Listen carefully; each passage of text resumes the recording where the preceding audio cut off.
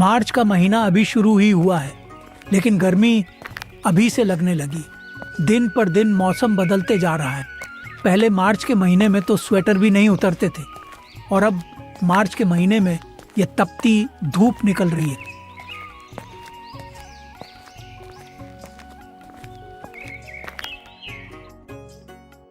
अरे हरिहर भैया, लकड़ियां लाया हूँ, अपनी लकड़ियां ले लो।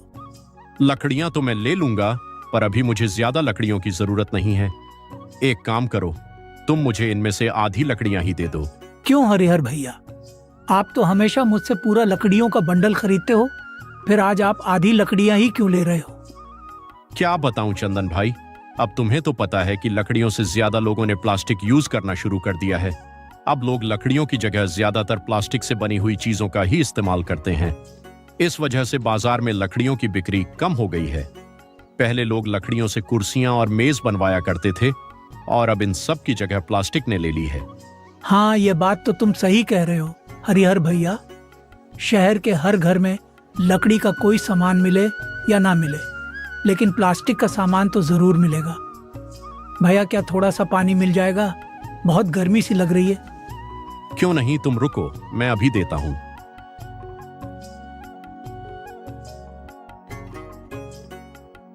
पानी पीकर चंदन वहां से चला जाता है।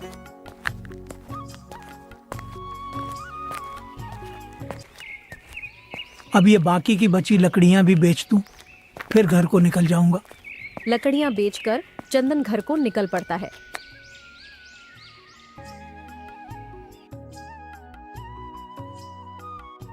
जी आ गए आप। बैठिए, मैं अभी आपके लिए पानी लेकर आती हूँ। मीनू, पानी से कुछ नहीं होगा। तुम एक काम करो, मेरे लिए ठंडा ठंडा शरबत बना दो। बाहर तो बहुत तेज धूप निकली हुई है। अगर पिछले साल की तरह ही इस साल भी कड़ाके की गर्मी पड़ी तो हमारा हाल बेहाल होने वाला है। हाँ जी, अभी मार्च का महीना शुरू ही हुआ है। ऐसा लग रहा है कि इस बार भी कड़ाके की गर्मी ही पड़ने वाली है। हाँ, तुम ठीक कहती हो। मैं अभी से ही पैसे जोड़ना शुरू कर देता हूँ। कुछ पैसे जोड़कर तेज गर्मी आने तक घर में कूलर खरीद लेंगे। पिछली गर्मी तो जैसे तैसे बीता ली थी, लेकिन इस बार गर्मी की तैयारी हम पहले से ही कर लेंगे। बच्चे अभी तक स्कूल से नहीं आए। वह बस आते ही होंगे। उनकी छुट्टी का समय तो हो गया है। फिर तुम सबके लिए ठंडा ठंडा शरबत बना लेना। बच्चे भी आ रहे होंगे, सब एक साथ पियेंगे। स्कूल की घंटी बजती है। सभी बच्चों की छुट्टी हो जाती है। तभी एक बच्चा स्कूल के पास खड़ा आइसक्रीम वाले से आइसक्रीम लेकर खाने लगता है। गरीब मोनू और चिंकी ललचाई आंखों से आइसक्रीम खाते हुए बच्चों को देख रहे थे। तभी एक लड़का कहता है, अरे ओ, तुम दोनों मेरी आइसक्रीम को ऐसे घूर घूर कर क्या देख रहे हो? अरे भाई, लगता है इसको कभी आइसक्रीम खाने को नहीं मिली है ना, इसलिए देख रहा है। चल भाग यहाँ से भिखारी कहीं के। ये आइसक्रीम तुम जैसे गरीबों के लिए नहीं बनी है। तू तो बस दूर खड़े होकर इसको देखता ही रह। ये हम जैसे बच्चों के लिए बनी। स्कूल के कुछ बच्चे उनके गरीबी का मजाक उड़ाते हैं। मोनू और चिंकी कुछ भी नहीं कहते और चुपचाप रोते हुए अपने घर चले जाते हैं।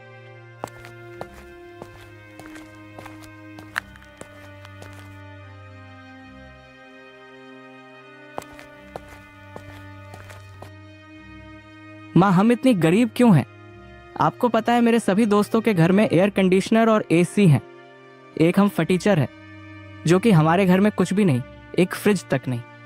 मोनू बेटा, तुम्हें तो पता है कि तुम्हारे पिताजी की कमाई इतनी ज्यादा नहीं है कि हम एक फ्रिज खरीद सके। क्यों पिताजी, हम इतने गरीब क्यों हैं? आप और कड़ी मेहनत क्यों नहीं करते? मेरे दोस्तों के पिताजी तो बड़ी बड़ी कंपनियों में काम करते हैं, फिर आप क्यों नहीं उन कंपनी में काम करते? बेटा, तुझे तो पता है ना, तेरे पिताजी ज्यादा पढ़े लिखे नहीं हैं। बड़ी बड़ी कंपनियों में काम करने के लिए पढ़ा लिखा होना बहुत जरूरी है। इसलिए तो मैं तुझे पढ़ा रहा हूँ, ताकि बड़ा होकर तुझे मेरी तरह यह दिहाड़ी मजदूरी न करनी पड़े। तू भी बड़ी बड़ी कंपनियों में काम कर सके। अच्छा, अभी ये सब बातें छोड़ो। मैंने सबके लिए ठंडा ठंडा शरबत बनाया है। चलिए, सबसे पहले हम सब यह ठंडा ठंडा शरबत पी लेते हैं। सभी एक साथ मिलकर ठंडा ठंडा शरबत पीते हैं, मगर तभी मोनू बोलता है, ये तो बिल्कुल भी ठंडा नहीं है। माँ, आप मेरी शरबत में थोड़ा बर्फ का टुकड़ा डाल दीजिए, अब मैं तेरे लिए बर्फ के टुकड़े कहाँ से लाऊं? हमारे घर में कोई फ्रिज थोड़ी ना लगा है, ऐसे ही पी ले। मुझे यह शरबत नहीं पीना, मुझे बर्फ वाला ठंडा शरबत पीना है तो पीना है। मोनू की माँ ने उसे 2 रुपए देते हुए कहा। ठीक है, यह 2 रुपए ले और दुकान से जाकर 2 रुपए के बर्फ के टुकड़े लाकर अपने शरबत में डाल लेना। यह शरबत बिल्कुल ठंडा हो जाएगा। ओहो माँ, मैंने आपको बताया तो था कि बर्फ 2 रुपए की नहीं आती, 5 रुपए की आती है। मैं जब भी 2 रुपए की बर्फ लेने जाता हूँ तो दुकानदार कहता है ये 5 रुपए की बर्फ है। फिर भी वह मुझे 2 रुपए में बर्फ देकर यह कहता है कि अगली बार बर्फ लेना हो तो 5 रुपए लेकर आना। माँ, बार बार 2 रुपए की बर्फ लाने में मुझे बहुत शर्म आती है। अच्छा ठीक है, तू अभी 2 रुपए की बर्फ ले आ, अगली बार मैं पक्का तुझे बर्फ लाने के लिए 5 रुपए दूंगी। मोनू बर्फ लेने के लिए घर से बाजार की ओर निकल गया।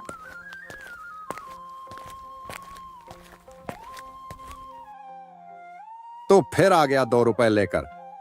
मैंने तुझसे कितनी बार कहा है कि तू बर्फ लेने के लिए 5 रुपए लाया कर। अंकल, इस बार दे दो, अगली बार से मैं तुम्हें बर्फ के पूरे पैसे दिया करूंगा। ठीक है, ये आखिरी बार ही दे रहा हूँ, अगली बार से 5 रुपए ही लगेंगे। दुकानदार मोनू को बर्फ के टुकड़े दे देता है। बर्फ लेकर वह घर आ जाता है। घर पहुंचकर मोनू अपने गिलास में बर्फ के टुकड़े डालकर ठंडा ठंडा शरबत पीता है। आज तो मजा ही आ गया ये ठंडा ठंडा शरबत पी के। सच में ठंडा ठंडा शरबत पीने से तो सारी थकान दूर हो जाती है। हमारे घर भी अगर फ्रिज होता तो हम ये शरबत रोज रोज ठंडा कर सकते और ठंडे ठंडे शरबत पीने का लुफ्त उठा सकते थे। मोनू और चिंकी की बातें उसके माता पिता सुन रहे थे। मैं कैसा अभागा बाप हूँ जो अपने बच्चों की एक ख्वाहिश भी पूरी नहीं कर पा रहा हूँ। जी आप चिंता मत कीजिए, यदि भगवान ने चाहा तो एक दिन हमारे पास भी सब कुछ होगा।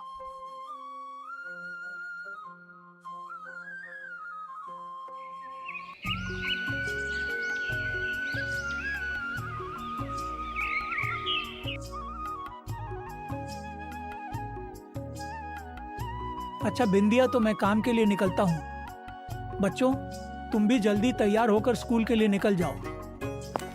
चंदन अपने काम के लिए निकल गया। थोड़ी देर में बच्चे भी तैयार होकर अपने स्कूल के लिए निकल गए। सुबह का मौसम कितना अच्छा हो रहा है और वही 10 बजते ही कड़ी धूप निकल जाएगी। चलो जल्दी जल्दी काम कर लेता हूँ।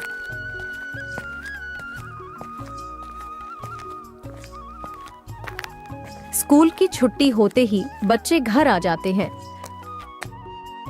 माँ, बहुत गर्मी लग रही है, आप जल्दी से मुझे कुछ पैसे दे दो, मैं बर्फ के कुछ टुकड़े ले आता हूँ। जब तक आप हम दोनों के लिए ठंडा शरबत बना दो। माँ ने मोनू को 2 रुपए देते हुए कहा। इस पैसे से तुम बर्फ ले आओ। आज भी 2 रुपए? आपने तो कहा था आप आगे से बर्फ के लिए 5 रुपए दोगे। बेटा, कहा तो था, पर अभी मेरे पास 5 रुपए नहीं है। अभी घर में बस यह 2 रुपए ही पड़े थे। तू आज ले आ, आगे से मैं तुझे बर्फ के लिए 5 रुपए ही दूंगी। मोनू बर्फ लेने के लिए घर से निकल पड़ता है। इस बार दुकानदार अपनी बात पर आड़ा रहा। तू फिर आ गया 2 रुपए लेकर। इस बार तुझे बर्फ नहीं मिलेगी, जा कोई दूसरी दुकान ढूंढ ले। पता नहीं कहाँ से आ जाते हैं भीख मंगे।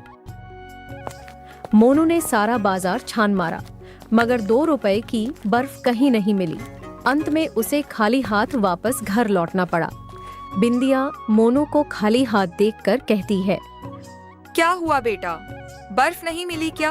माँ, मैंने आपसे पहले ही कहा था 2 रुपए की बर्फ कोई नहीं देता।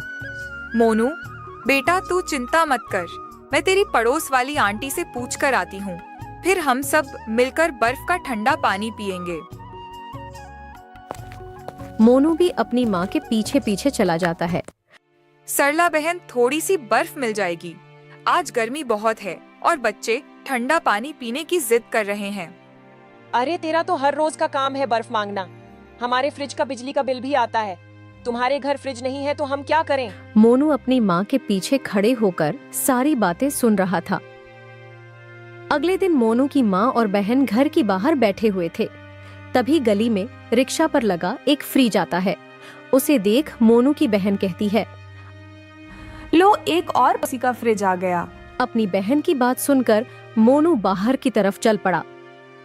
मोनू, बेटा, इतनी कड़ी दोपहरी में बाहर कहाँ जा रहा है?